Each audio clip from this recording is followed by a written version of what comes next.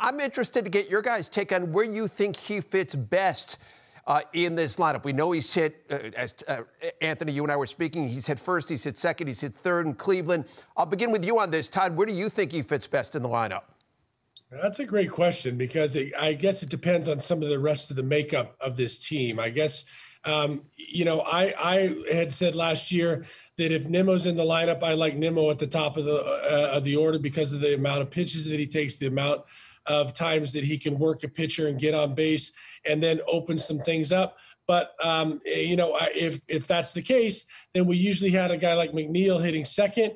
I mean, Lindor could be a guy that could fit into that 2-hole or even the 3-hole in this lineup. And as I was just alluding to, depending on what happens in that outfield, if Nimmo's not at the top of the lineup, he certainly could be number one. But I think he's going to be in the 1, 2, 3 range. He's got that ability to drive the ball out of the ballpark and, drive in runs as well. So he's not just a guy that's a table setter by any stretch of the imagination. So I see him maybe 2 or 3. I would doubt that they would want to lose some of that productivity with him at the very, very top of the lineup.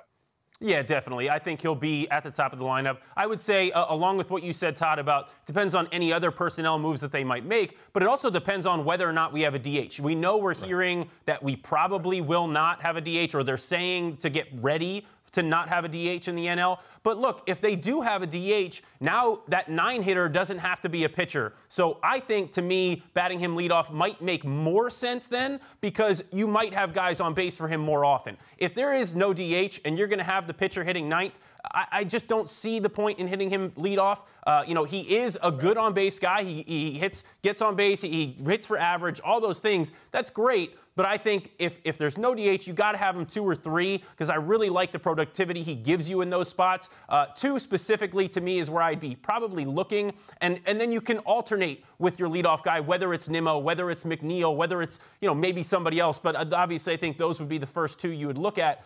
So I think there are different positions you can put him at in the lineup, 1, 2, and 3 for sure. But like I said, that DH is going to, I think, tell the Mets a lot about where they want him in this lineup.